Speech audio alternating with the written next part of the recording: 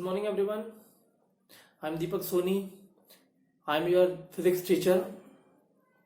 Today I am going to start our next topic in chapter number 1 is measurement of mass. ठीक है, आज इस class में हम लोग measurement of mass के बारे में देखेंगे कि मास को किस तरीके से मेजरमेंट करते हैं और एक्चुअल में मास क्या होता है, उसको मेजर कैसे करते हैं और मास की मेजरमेंट को हमने मास को कितने पार्ट में उसको डिवाइड किया है. ठीक है, किसके बेस में? मेजरमेंट के बेस पे.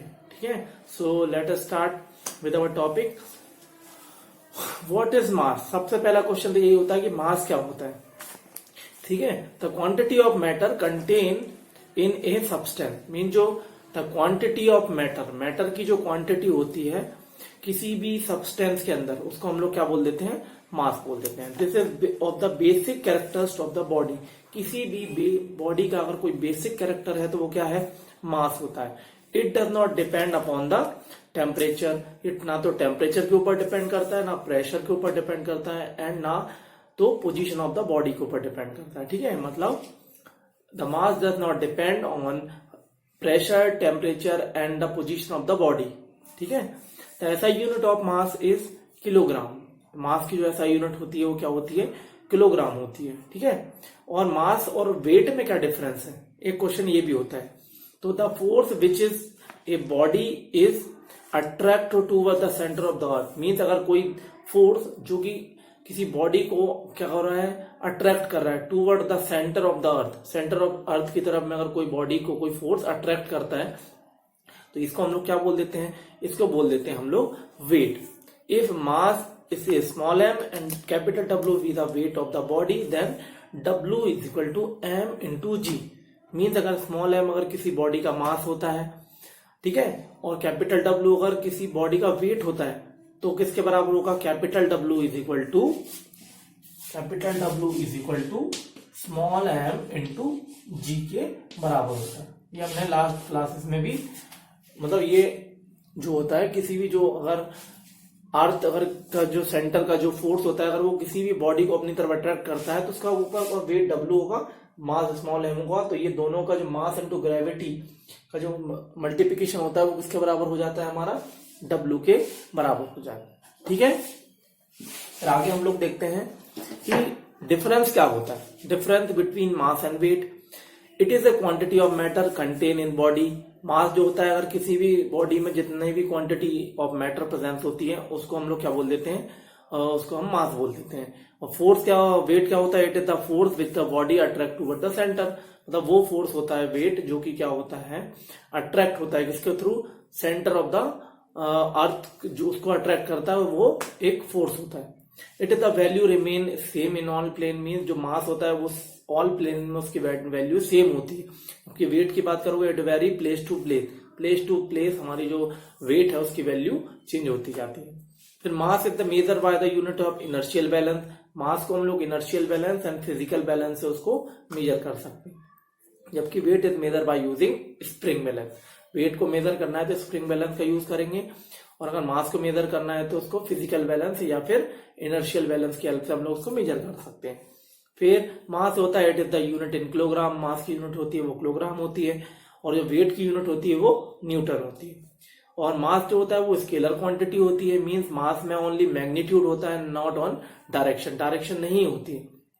और जो वेट होता है वो वेक्टर क्वांटिटी है, उसमें both direction as well as magnitude presence होता है. फिर mass of the body can be never zero. मास किसी भी बॉडी का मास जीरो नहीं हो सकता, जबकि weight of the body should be zero. ठीक है, और if the fundamental characteristic of the body, mass जो होता है वो fundamental character of the body होता है, and weight is not the fundamental character of the body. Weight जो है fundamental character of the body नहीं होता है. अब हमने देखा कि on the basis of measurement हमने मास को दो मास में डिवाइड कर दिया. कौन कौन से? ग्रेविटेशन मास और इनर्शियल मास. ठीक है, ग्रेविटेशन मास और इनर्शियल मास. ठीक है, ग्रेविटेशन मास क्या होता है? If the mass of the body is major on the basis of effect of gravity. अगर हम लोग किसी भी बॉडी के जो मास है उसको मेजर करते हैं on the basis of effect of gravity, gravity का जो अगर उसके ऊपर इफेक्ट होता है उसके बेसिस पे अगर मेजर करते हैं, then it is called gravitation mass of the body. तो हम इसको gravitation mass of the body कहते हैं. It is measure the physical balance, mean जो ग्रेविटेशन मास होता है उसको हम लोग किससे मेजर कर लेते हैं, फिजिकल बैलेंस की हेल्प से मेजर कर सकते हैं। Inertial mass if the body of is measure by the basis of effect of the external force, mean अगर कोई भी मास वेट की बात कर लें, जैसे इनर्शियल मास की बात करेंगे, तो अगर इसको हमको मेजर करना है तो किसके बेसिस में मेजर करेंगे, basis on the effect of external force addition to gravity, gravity की वजह से जो एक्स्ट्रा एडिशन फोर्स हम लोग अप्लाई करते हैं उसकी वजह से हम इसको मेजर करते हैं on the body, it is called inertial mass of the body. ठीक है, अब जैसे gravitation mass and inertial mass appear to different, एक दूसरे से थोड़ा डिफरेंट होते हैं, but actually both are equal, होते हैं, बट अगर दोनों को देखें तो वो दोनों डिफरेंट होते हैं। अब रेंज ऑफ मास, जैसे इलेक्ट्रॉन का मास होता है वो सभी को याद होना चाहिए, तो इलेक्ट्रॉन का मास कितना होता है वो हम लोग यहाँ पे देख लेते हैं कि इलेक्ट्रॉन का जो मास होता है वो हमारा होता है 10⁻31 kg। उसके बाद यहाँ पे प्रोटॉन का मास कितना होता है, तो प्रोटॉन का मास होता है 10⁻27 kg। ठीक है, उसके बाद नेक्स्ट होता है यहाँ पे सेल का मास होता है 10⁻10। मीन्स अगर कोई भी बॉडी है उसके अंदर जो सेल प्रेजेंस होती है उसका मास होता है 10⁻10 kg। ठीक है, उसके बाद अगर मैन का मास की बात करते हैं तो मैन का मास होता है 10⁻, जो मैन होता है उसका मास कितना होता है 10⁻⁻2 kg, तो 10⁻2 kg। उसके बाद अर्थ का मास देख लेते हैं और मून का मास। ठीक है, तो अर्थ का मास होता है, अर्थ का जो मास है वो है 10⁻25 kg, और अगर यहीं पे मून के मास की बात कर लें तो 10⁻23 kg। ठीक है, जो मून का मास होता है वो 10⁻23 kg होता है, जो अर्थ का मास होता है वो 25 kg होता है। उसके बाद सन का मास की बात कर लेते हैं, तो सन का मास होता है 10⁻30 kg। ठीक है, 10⁻30 kg। उसके बाद अगर किसी गैलेक्सी का मास देख लें तो गैलेक्सी का मास कितना होता है 10⁻41 kg, और यूनिवर्स का मास देखें तो 10⁻55 kg। ठीक है, तो ये सारे क्या होते हैं, मासेस होते हैं। और अगर बात कर लेते हैं जैसे कि measurement of time, first Italian scientist Galileo try to measure the time को अगर फर्स्ट टाइम किसी ने मेजर किया था तो वो उसका नाम था गैलीलियो। ठीक है, time with the help of it own pulse rate, उसकी ओन पल्स रेट के अकॉर्डिंग ही उसने मेजरमेंट किया था। This principle of time measurement on the basis of repetition of event, इसको बाद में उसने क्या हुआ, रिपीटेशन ऑफ इवेंट के अकॉर्डिंग मेजर किया।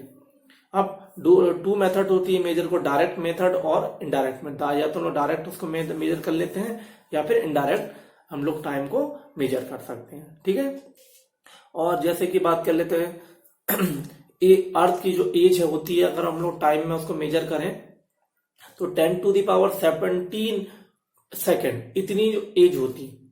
ठीक है, एज ऑफ सन 10⁻18 सेकेंड इतना एज होती है। उसका टाइम पीरियड ऑफ अर्थ जो होती है वो 10⁻7 होती है। ठीक है, और हम लोग अगर मेजर करते हैं टाइम को तो measurement of very small time interval में मेजर कर लेते हैं और वेरी लार्ज इंटरवल में इसमें मेजर कर लेते हैं। ठीक है, तो ये हम लोग टाइम को मेजर कर सकते हैं। मास को हमने देखा दो तरीके से मेजर कर सकते हैं, हम लोग ग्रेविटेशन मास भी होता है और यहाँ पे जो इनर्शियल मास भी होता है। ग्रेविटेशन मास को हमने बोला फिजिकल बैलेंस की हेल्प से मेजर कर सकते हैं, और जो इनर्शियल मास होता है उनको हम लोग स्प्रिंग बैलेंस की हेल्प से मेजर करते हैं। ठीक है student, so that is sufficient for today's class, and this is the last topic in first B, and we will meet in our next class with next portion of the first chapter. So thank you so much.